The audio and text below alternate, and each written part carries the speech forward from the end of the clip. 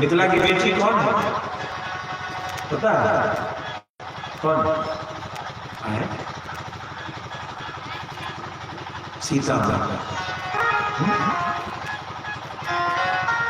जिनके बारे में राजा जनक जी ने कहा बेटा तो पता नहीं है कुल तानेगा कि नहीं तानेगा, ठीक है ना? सबके घर में बेटा अपना बेटा का मुंह देखकर जरूर आरती होता है, लेकिन बेटी के बारे में राजा जनक कौन है? मिथिला के राजा। और पूरे गीता जी में एक ही उदाहरण है। गीता जी के 700 श्लोक के पढ़ने पलट लेना, कल मुझे दिखा देना गलत बोल रहा हूं। उदाहरण के रूप में एक का नाम लिया है भगवान ने अपने श्रीमुख से। गीता सभी सिद्धांतों का निचोड़ है और उसमें उदाहरण एक कौन है पता है? कौन? कर्मण्य हि संसिद्धिं नास्ति जनकादय। कर्म योगियों में सबसे प्रथम कौन है? राजा जनक, और इसके बाद बाकी की चर्चा। श्रीमद् भागवत में 12 महाभागवतों का जो वर्णन है उसमें राजा जनक, उसमें राजा जनक, भक्ति भी राजा जनक, कर्मयोगी भी राजा जनक। और ज्ञानियों में एक रहस्य आपको नहीं पता है, ज्ञानियों में जिसकी चर्चा करते हैं राक्षस राज रावण की, कैलाश में भोलेनाथ के समक्ष जहां भोलेनाथ बैठे थे जज के रूप में, उनके सामने शास्त्रार्थ में रावण को भी हराने वाले राजा जनक। कर्मयोगी,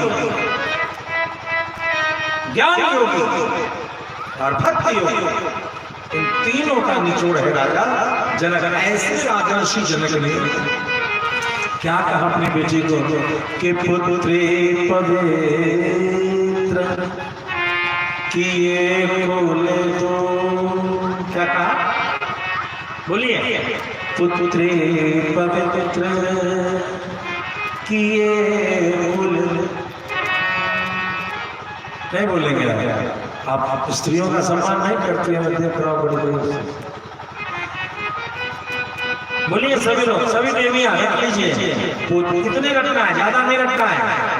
पुत्री पवित्र किए कुल दो।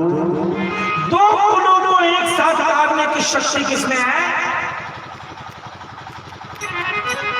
भैया रामचरितमानस में नारी को गाली दिया जा रहा है कि नारी के सम्मान की बात है?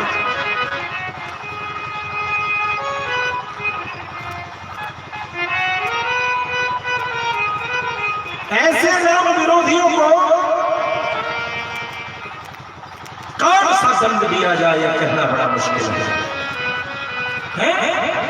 सारे सनातन धर्म में कोढ़ कर दिया, स्त्रियां ऐसी हैं वैसी हैं, जो दूसरे ग्रंथ बाहर के हैं उन पुस्तकों के विचारों को थोप दिया।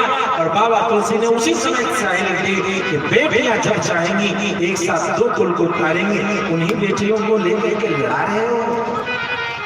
धन्य है हमारे योगीराज ने भी एक निर्णय ठोक दिया, सारी बेटियों मिलकर के पूरे उत्तर प्रदेश में रामचरितमानस का पाठ करो।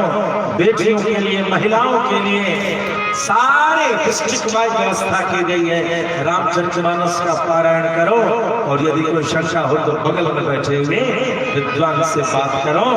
शास्त्रार्थ का ऐसा अनुभव आप रामचरितमानस पढ़ें, स्वयं पढ़ें और अनुभव करें। बेटियों के जब सुलोचना आती है, रामलीला आ रही है, रावण के वध के बाद सुलोचना प्रसंग, मैं चाहूंगा कि हमारी रामलीला मंडली जरूर दर्शन करावे। उस सुलोचना बेटियों का तो इतना सम्मान है, रामो विग्रहवान धर्मा। जब सुलोचना आ रही है तो बंदर नीति अनीति का भान अनुभव न कर पाते हुए संशय में है, तो मेरे राम ने क्या कहा, जिसकी गाथा है रामायण, मेरे राम ने कहा उसका वैसे ही सम्मान हो जैसे बहू आती है वो मेरे पुत्र।